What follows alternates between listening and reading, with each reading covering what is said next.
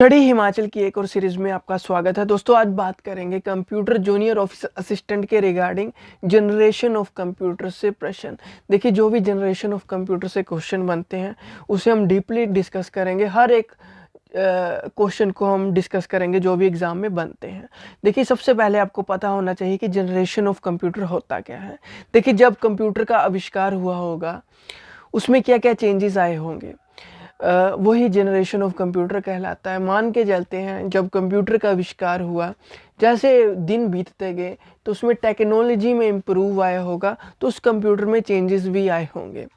ठीक है, उसको फिर कई कैटेगरीज में बांट दिया गया, जैसे फर्स्ट जनरेशन ऑफ कंप्यूटर में बांटा, फिर सेकंड, फिर थर्ड, फिर फोर्थ और फिफ्थ, जो अभी भी चलती आ रही है, इस जनरेशन ऑफ कंप्यूटर में बांट दिया गया। देखिए, पहला प्रश्न है कि speed of first generation of computer is.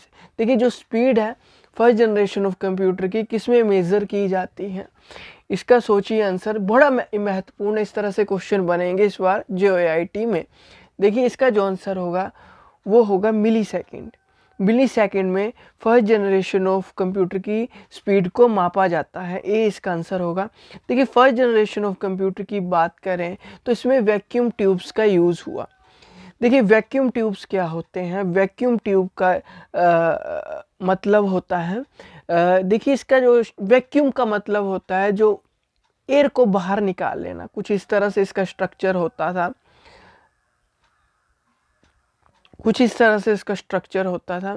ठीक है, इसमें क्या होता था, वैक्यूम ट्यूब का ग्लास लाइक स्ट्रक्चर होता था और उसमें जो एयर होती थी उसे बाहर निकाल लिया जाता था। मतलब कि एयर को निकाल के उसके अंदर एक सर्किट डाला जाता था, वही वैक्यूम ट्यूब कहलाता था। अब इसकी जो स्पीड है फर्स्ट जनरेशन ऑफ कंप्यूटर की, वो मिली सेकेंड में है। मतलब कि 10⁻³ सेकेंड की स्पीड से ये काम करता है। अब बात करते हैं जनरेशन, जो फर्स्ट जनरेशन है वो कहाँ से कब तक और यूज़ की गई, कब तक इसका यूज़ किया गया।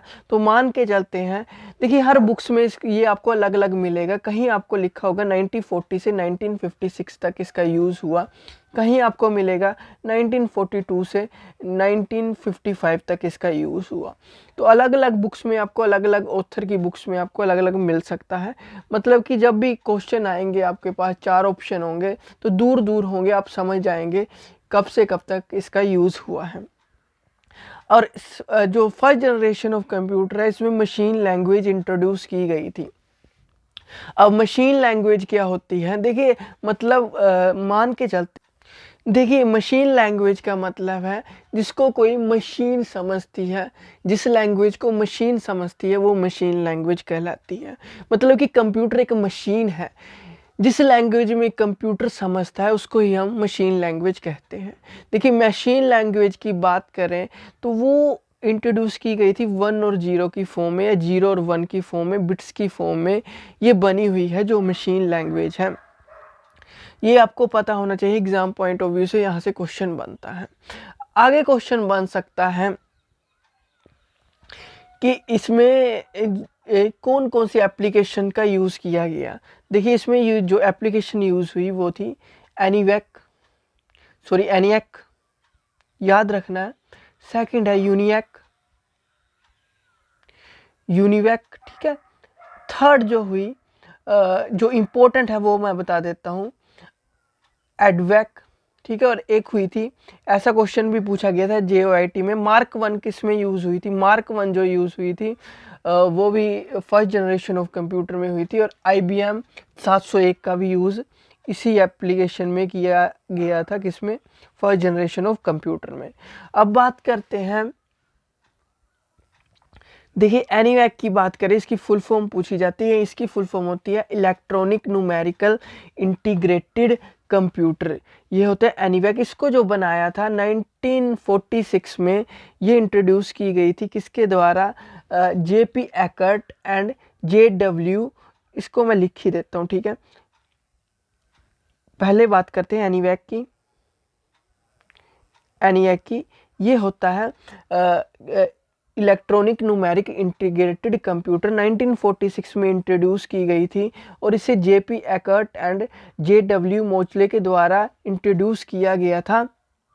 ठीक है, इनके द्वारा इंट्रोड्यूस किया गया था 1946 में, और ये फर्स्ट इलेक्ट्रॉनिकल डिजिटल कंप्यूटर है। ऐसे भी पूछा जाता है कि फर्स्ट इलेक्ट्रॉनिकल डिजिटल कंप्यूटर कौन सा है।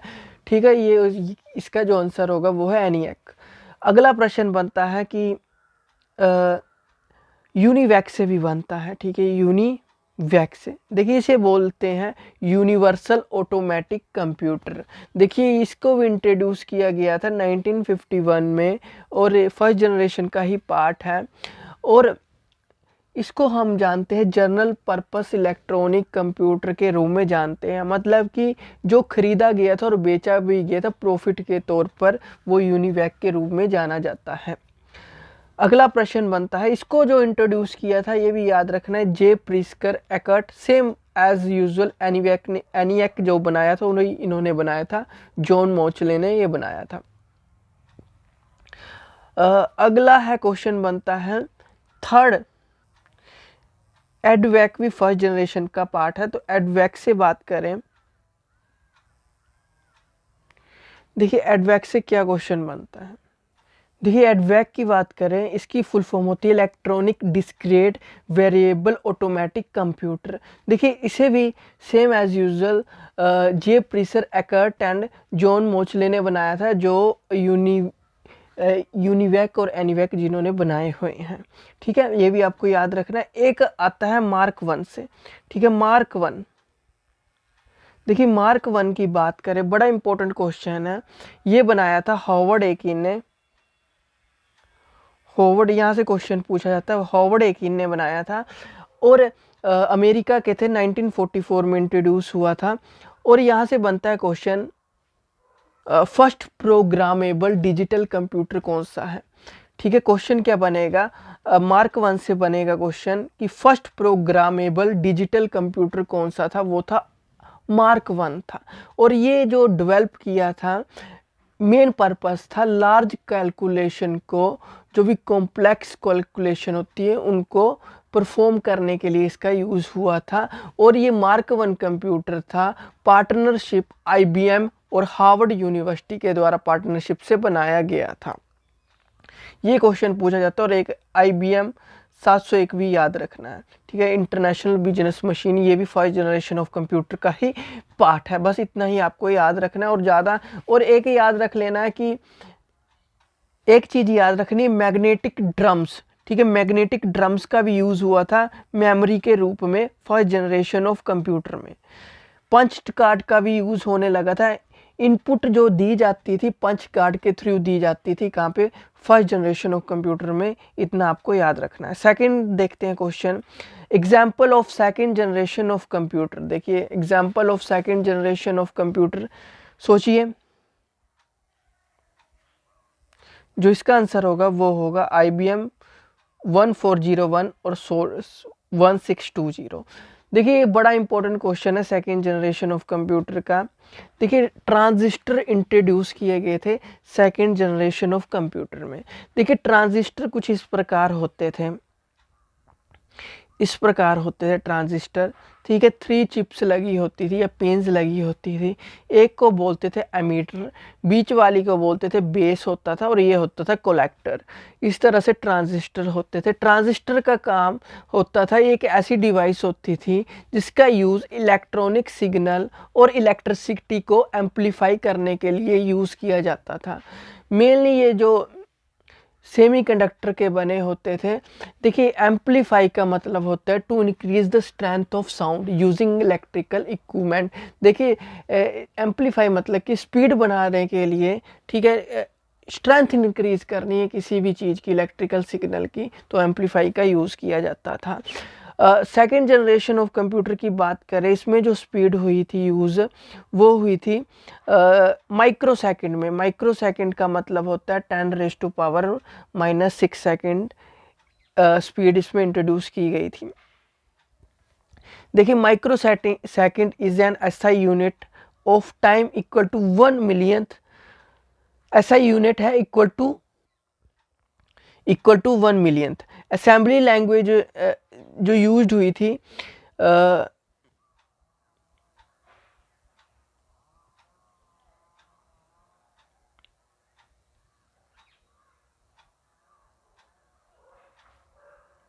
देखिए यहाँ पे जो थर्ड नहीं होगा, सेकंड जनरेशन होगा, ठीक है। असेंबली लैंग्वेज यूज़ की गई थी कहाँ पे, सेकंड जनरेशन ऑफ कंप्यूटर में, ये आपको याद रखना है।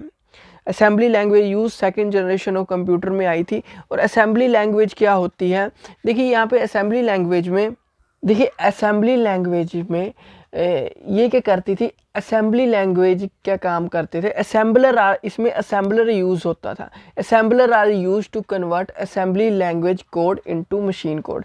देखिए मान के चलते हैं मैंने कहीं पे टाइप किया कंप्यूटर में, ये वाली लाइन टाइप की, या तो मान के चलते इंट्रोडक्शन ऑफ कंप्यूटर टाइप किया, इंट्रोडक्शन ऑफ कंप्यूटर टाइप किया, तो कंप्यूटर को क्या पता क्या हमने क्या लिखा है, ये तो इंसान समझता है इंग्लिश लैंग्वेज या कोई भी लैंग्वेज है, कंप्यूटर तो समझता है मशीन लैंग्वेज। तो असेंबलर का काम क्या हुआ, इसको ये जो असेंबली लैंग्वेज क्या करेगी, असेंबलर के पास ये जो डाटा है भेजेगी, असेंबलर के पास भेजेगी, फिर ये इसको मशीन लैंग्वेज में कन्वर्ट करेगा, तभी कंप्यूटर इसको समझेगा।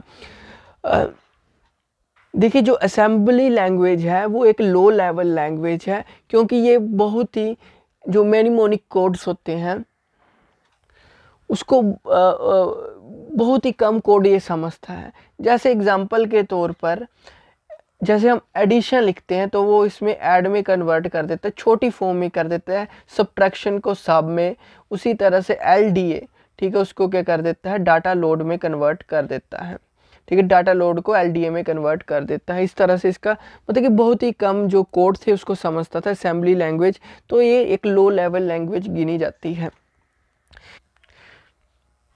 देखिए सेकेंड जनरेशन ऑफ कंप्यूटर की बात करें तो ये 1955 से 1964 तक यूज़ की गई। कई बुक्स में आपको 1956 से 1963 में मिलेगा, ठीक है। इसमें टाइम शेयरिंग का यूज़ किया गया, ठीक है, multitasking and time sharing techniques का इस जनरेशन में यूज़ किया गया। मैग्नेटिक कोड टेक्नोलॉजी का यूज़ भी सेकेंड जनरेशन ऑफ कंप्यूटर में ही किया गया था। थर्ड क्वेश्चन देखते हैं, high level language like Fortran, COBOL, ETC used in generation of, कौन सी जनरेशन में यूज की जाती है, तो इसका आंसर होगा थर्ड जनरेशन ऑफ कंप्यूटर में। देखिए थर्ड जनरेशन ऑफ कंप्यूटर में इसका यूज़ किया जाता था। देखिए थर्ड जनरेशन ऑफ बात करें तो इसमें इंटीग्रेटेड सर्किट का यूज़ होने लगा। देखिए इंटीग्रेटेड सर्किट ऐसे सर्किट होते थे जिसमें हम ट्रांजिस्टर, डायोड, रेजिस्टर, ETC कई चीज़ों को कंबाइन करके कोई वेरियस फंक्शन परफॉर्म करते थे, उसे इंटीग्रेटेड सर्किट कहते थे। बिकॉज इसमें बहुत सारे सर्किट कंपोनेंट जुड़े होते थे जो एक साथ काम करते थे। देखिए IC जो होते हैं 4 टाइप के होते हैं, ठीक है। एक तो होता है SSI जिसको बोलते हैं स्मॉल स्केल इंटीग्रेटेड सर्किट, एक होता है MSI medium scale integrated circuit, एक होता है LSI large scale integrated circuit, एक होता है VLSI very large scale integrated circuit. ये 4 तरह के होते हैं। आगे पूछते हैं, स्पीड नैनो सेकेंड में नापी जाती है, मतलब कि 10⁻⁻⁹ सेकेंड। और बात करें कैशियर मेमोरी का यूज़ होने लगा थर्ड जनरेशन ऑफ कंप्यूटर में। देखिए कैशियर मेमोरी क्या होती है, सपोज करते हैं एक ऐसी फाइल जिसका हम बार बार यूज़ करते हैं, ठीक है, उसको जो कंप्यूटर है सेकेंडरी मेमोरी से क्या करेगा वो, देखिए उस सेकेंडरी मेमोरी से जो इस फाइल का हम बार बार यूज़ कर रहे हैं उस सेकेंडरी फाइल से उसको कैशियर मेमोरी में रख देगा, जिससे CPU को उस फाइल को एक्सेस करने में कम समय लगेगा। जब भी हम अगली बार उस फाइल को खोलने की कोशिश करेंगे तो हमारा कंप्यूटर उस फाइल को हार्ड डिस्क से ना उठाकर कैशियर मेमोरी से उठा लेगा। वही कैशियर मेमोरी के कंसेप्ट में ये बात मैं कर रहा हूँ। देखिए हाई लेवल लैंग्वेज का यूज़ होने लगा, जिस तरह से मैंने आपको बता दी सारी, जैसे बता दिया मैंने, फोर्टन, कोबोल, एल्गोल, ये सभी इस जनरेशन में यूज़ होने लगा। फ्लॉपी डिस्क का भी introduce third generation of computer में ही किया गया था। मल्टी प्रोग्रामिंग कंसेप्ट भी थर्ड जनरेशन ऑफ कंप्यूटर में ही आया था। अगला देखते हैं, ओरेकल वाज इंट्रोड्यूस इन, देखिए ओरेकल की बात करें कौन से जनरेशन ऑफ कंप्यूटर में इसको इंट्रोड्यूस किया गया था, सोचिए। इसका होगा फोर्थ जनरेशन ऑफ कंप्यूटर। अब ओरेकल की बात करें, देखिए फोर्थ जनरेशन ऑफ कंप्यूटर की बात करें तो इसका यूज़ किया गया 1975 से लेके 1989 तक यूज़ किया गया, नहीं तो आपको कहीं बुक्स में अलग अलग मिल सकता है। 1971 से 1980 तक यूज़ किया गया, या तो 1971 से प्रेजेंट में भी फोर्थ जनरेशन का यूज़ करते हैं, इस तरह से भी आ सकता है। देखिए इसकी जो स्पीड है वो होती है पीको में। पीको में मतलब कि 10⁻⁻12 सेकंड में इसकी यूज़ की जाती है।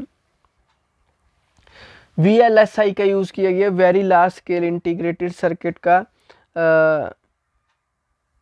यूज़ किया गया इस जनरेशन ऑफ कंप्यूटर में, ये आपको याद रखना है। SQL, Oracle, graphical user interface, इन सभी का यूज़ कहाँ पे होने लगा? फोर्थ जनरेशन ऑफ कंप्यूटर में होने लगा। अगला है fifth generation of computer are based on, देखिए इसका जो आंसर होगा आर्टिफिशियल इंटेलिजेंस। देखिए फिफ्थ जनरेशन ऑफ कंप्यूटर में बात करें, इसमें यूज़ होने लगा ULSI, ultra large scale integration का यूज़ होने लगा। कैलकुलेटर वगैरह इसी जनरेशन में ही आते हैं, ठीक है। इमेज रिकॉग्नाइजेशन, वॉइस रिकॉग्नाइजेशन, ये सभी किस में आते हैं? फिफ्थ जनरेशन में आते हैं। स्पीड इसकी मापी जाती है फेम्टो में, जो 10⁻⁻15 सेकेंड होती है। जो मैंने बता दी फिफ्थ जनरेशन में क्या यूज़ होने लगा, graphical and image recognisation, voice जो बोलते हैं हम आजकल गूगल से बात करते हैं, हेलो गूगल, वो सभी फिफ्थ जनरेशन का ही पार्ट है। ये याद रखना है। फिफ्थ जनरेशन प्रेजेंट अभी भी इसमें ही डेवलपमेंट हो रही है। फिफ्थ जनरेशन ऑफ कंप्यूटर में आर्टिफिशियल इंटेलिजेंस का यूज़ किया गया, यही आपको बताना था। Thank you, have a nice day, God bless you all, bye bye.